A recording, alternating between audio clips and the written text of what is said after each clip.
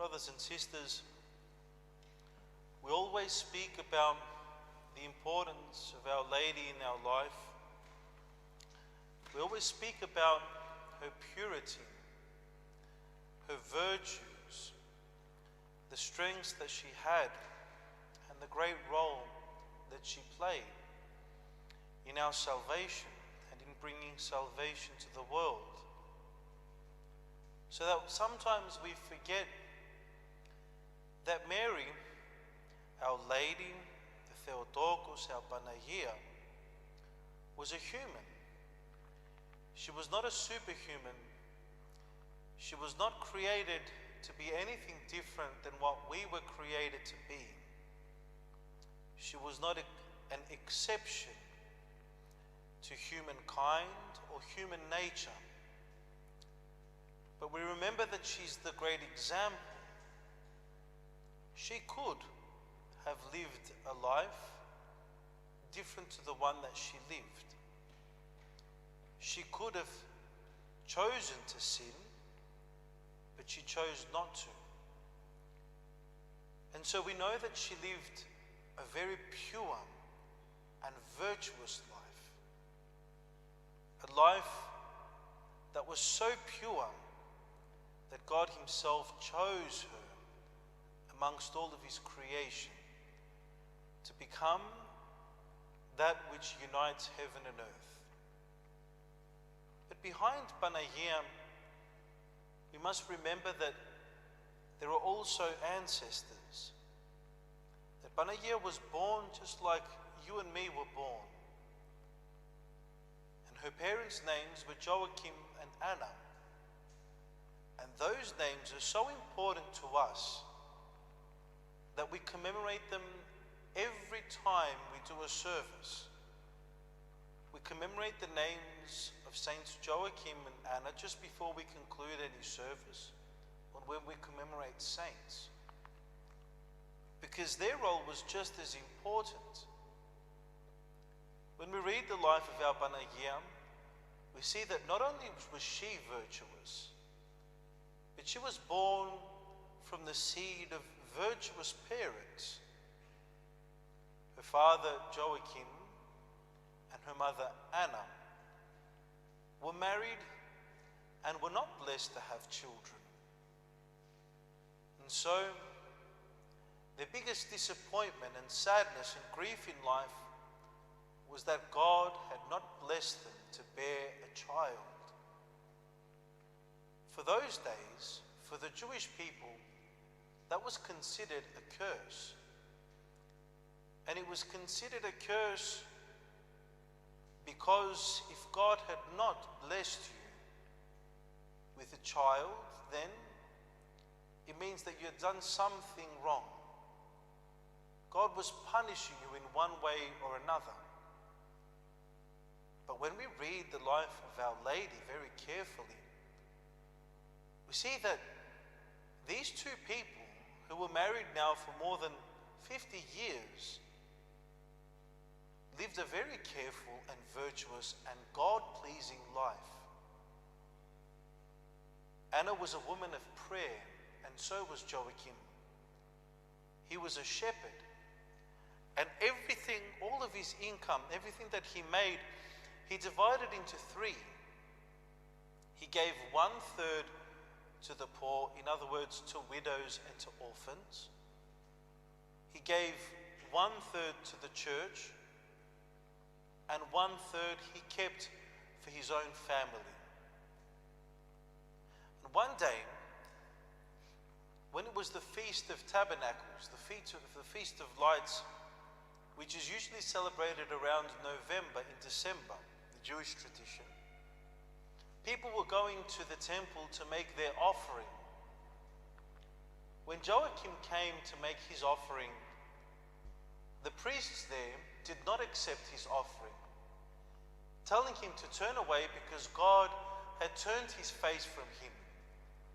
That God did not want to accept his offering because him and his wife were barren. And to be barren in those days, as I said, meant to be cursed. And what I found when I thought that that's a bit harsh. Why would you be considered as cursed because if you were not blessed to have children?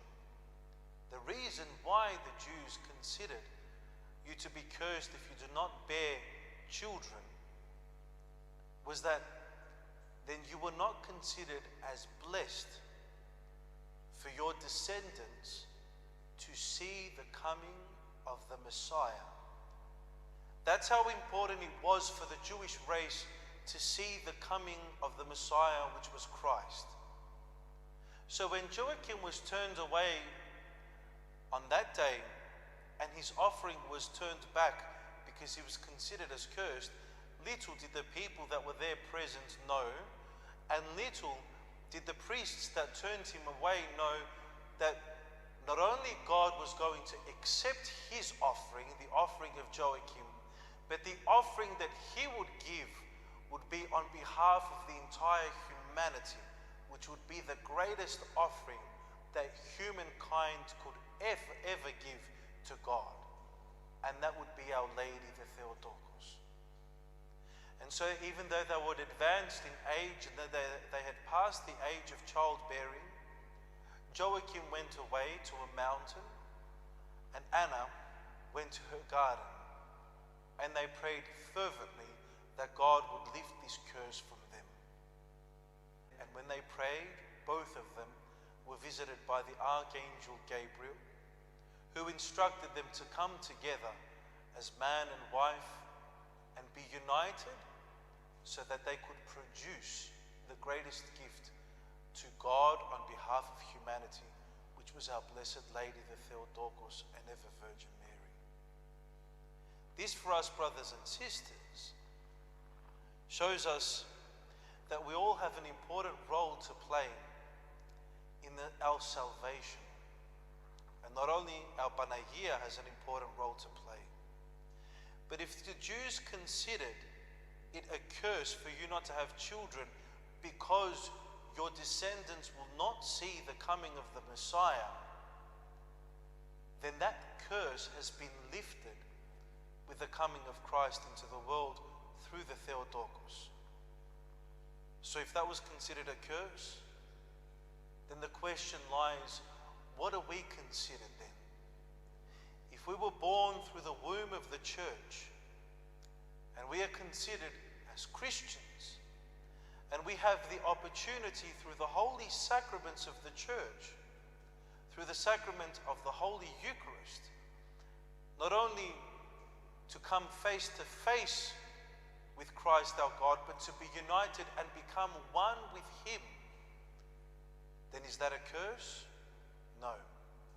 It is a great blessing. It is a huge blessing. And I believe that many of us have not understood what this blessing means and what the church actually means to us. For us, the church is our Panagia. She symbolizes the church. Because inside her womb, she carried God, the one who created absolutely everything that we say visible and invisible. And so for us, it is only natural to go through her to meet the living God. It is a great blessing for us to be Christians and to call ourselves Christians and to identify ourselves as Orthodox. Why? Because it is through this church, brothers and sisters, that we are united with God. It is through this church, brothers and sisters, that the curse of the fall of humanity is lifted. And no longer do we need to walk in darkness. No longer do we need to be strangers, or rather God needs to be a stranger to us, because he has made himself and revealed himself fully to us. And for us, there is no greater blessing. For us, that is the experience of the kingdom of heaven.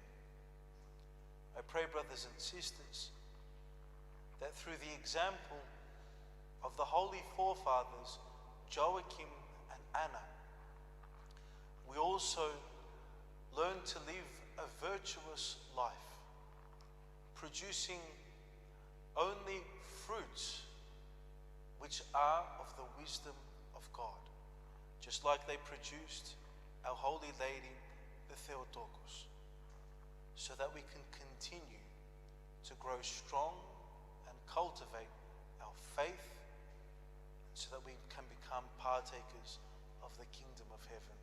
Amen.